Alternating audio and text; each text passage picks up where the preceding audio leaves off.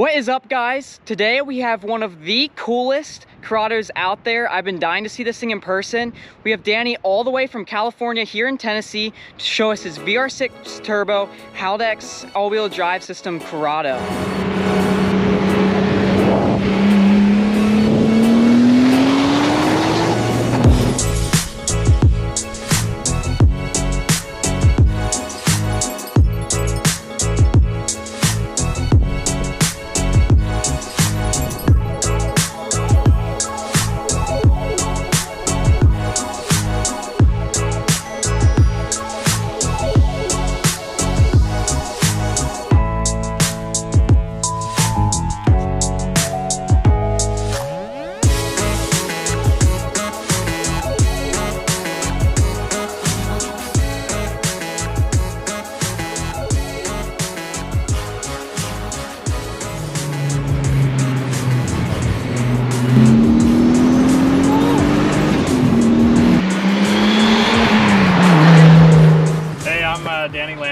And I'm from Irvine, California, and this is my first trip to Wookiees in the Woods.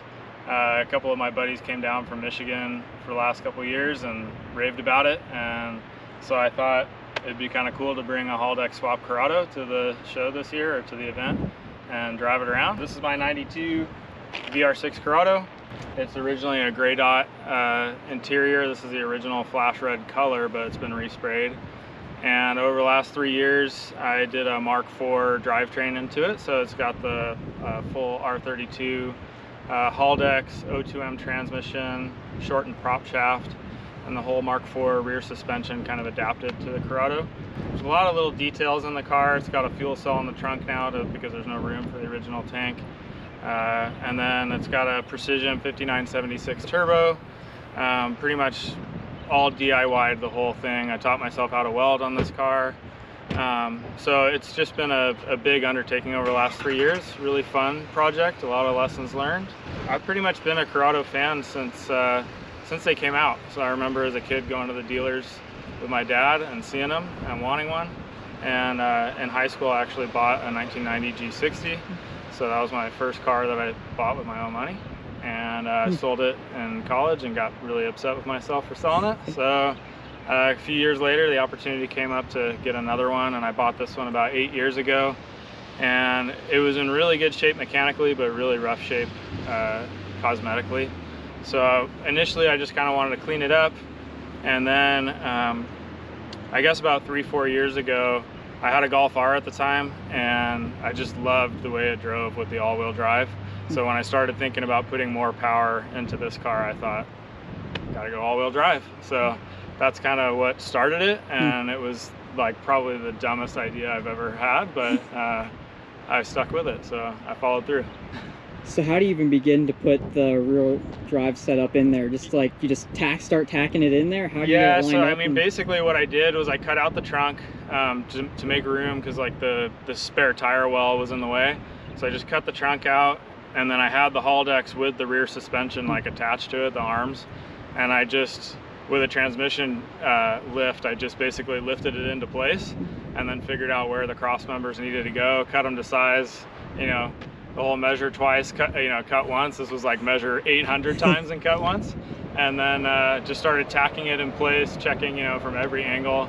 And the whole original like rear suspension I did by myself. Like I didn't even have a second set of hands. So it took a lot of time and a lot of trial and error. But I've got about almost 4,000 miles on it now. And all weekend I've been driving the crap out of it, and it's held up. So I guess it works. These are the Optic Works side skirts. They just got added.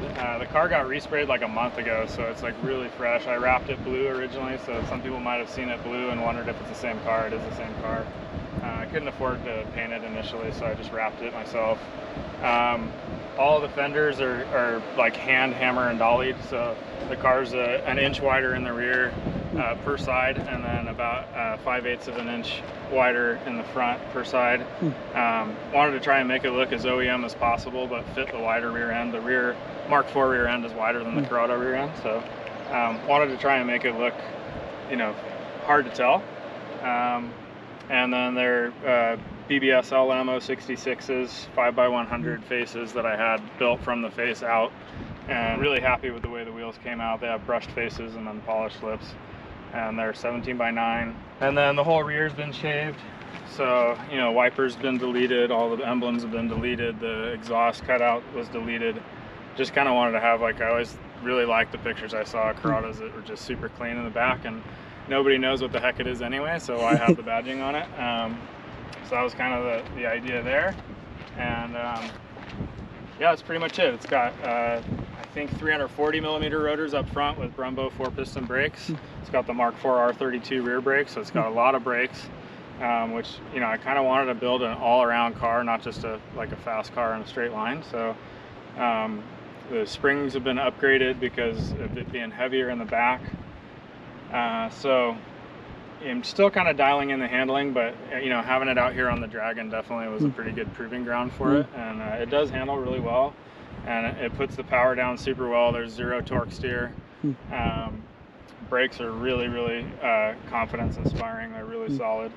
So it's a really fun car to drive at this point. It's very different from like a Mark 7R, which was the car that I had that kind of inspired this. It's a lot harder to drive fast, but it does handle really well, so it's fun. Is there anything you want to point out in the interior?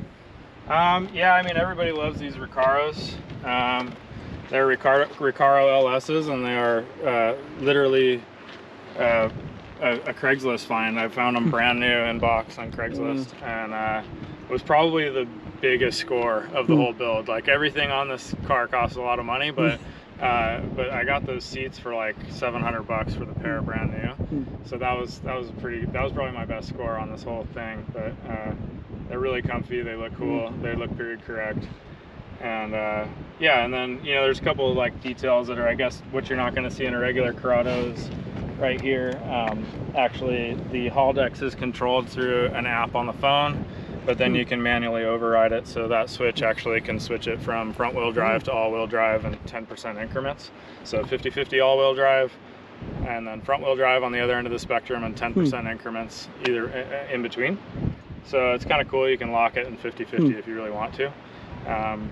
And it definitely at low speed, like in a parking lot or something, if it's 50-50, it feels really funky, but on the road it feels good.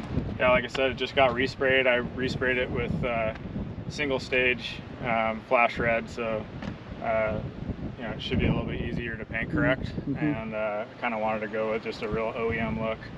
And you know, again, I wanted it to look cool, but I want to drive it really hard and have fun with it too. So hopefully this will hold up pretty well. And they did a really nice job with the paint job, so it came out pretty good. So I can pop the hood if you want. All right, so I guess this is the business end. So like I said, it's a 5976 precision turbo, water to air intercooler. Pretty much all the plumbing and everything is all custom DIY'd. I had to do a different radiator support and everything. So it's got a Mishimoto Mark III radiator, all custom lines, and then a big radiator, almost as big as the standard radiator in front of that for the intercooler.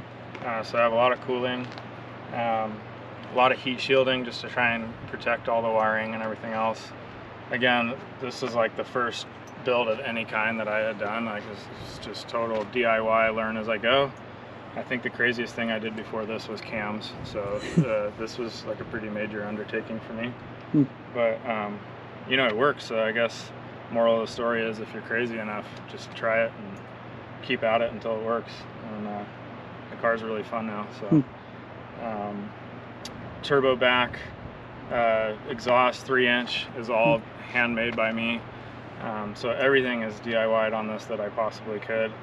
It's got a vibrant resonator and a Borla muffler, but it's pretty loud. And so I'm probably gonna, one of the next upgrades might be a valve system, just so it's a little quieter on the highway. But it sounds pretty rowdy around the canyons, which is fun. It's got 630 injectors. It's running an AEM 400 pump out of the fuel cell, so should have plenty of fuel for quite a lot of power. But it's currently running 17 PSI. It is stock pistons and rods, but pretty much everything else is upgraded in the engine. And it's running like 9.2 to 1 compression, so it does have a head spacer. So that's Got it.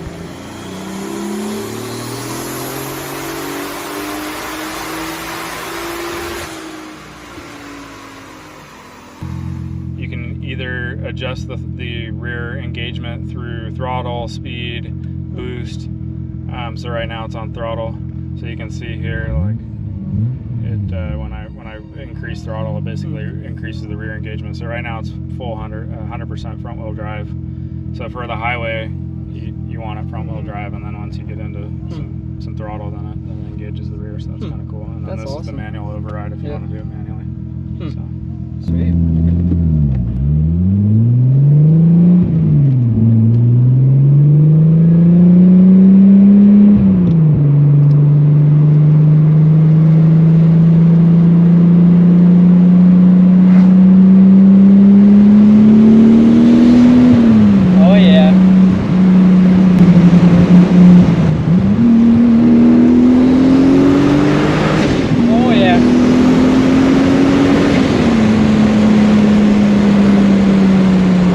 Really good. That's awesome. Feeling all 250 horsepower. Yeah, I think that's definitely very shy of what you're making.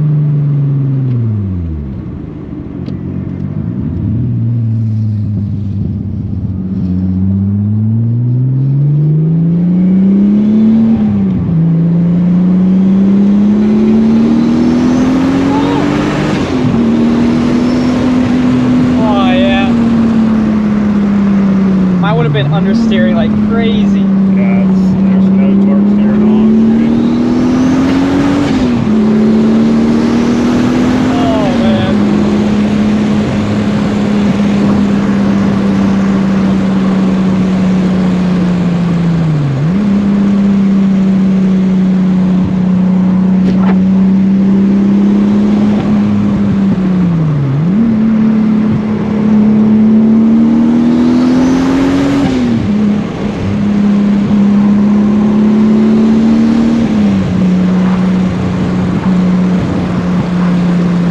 All the way.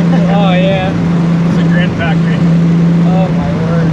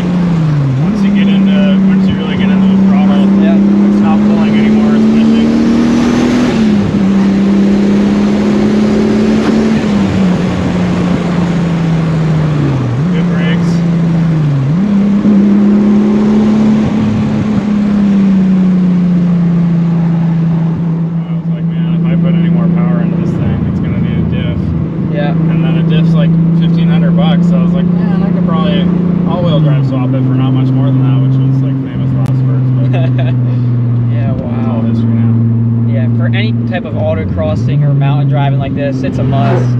Yeah. So that's an all-wheel drive Corrado? It's all-wheel drive Corrado. Wow, I'm blown away. Wow. How'd you like it? Definitely a handful, but it's amazing how you can actually put down the power there. It's actually usable now. Yeah. There's pretty much no wheel spin. So yep. Wow. It's amazing. Some of those turns, like you can feel it fighting for the grip, but to body just pulls right through. Yeah. No bouncing all over the place. Stays pretty flat. Yeah. Like I said, I definitely want to do some more suspension tuning. Yeah. Get adjustable dampening so I can kind of really dial in the dampening on it. I think that'll help a lot. Yeah. But yeah, when push comes to shove, it has the grip. It's just you just gotta fight for it a little bit. Yeah, absolutely.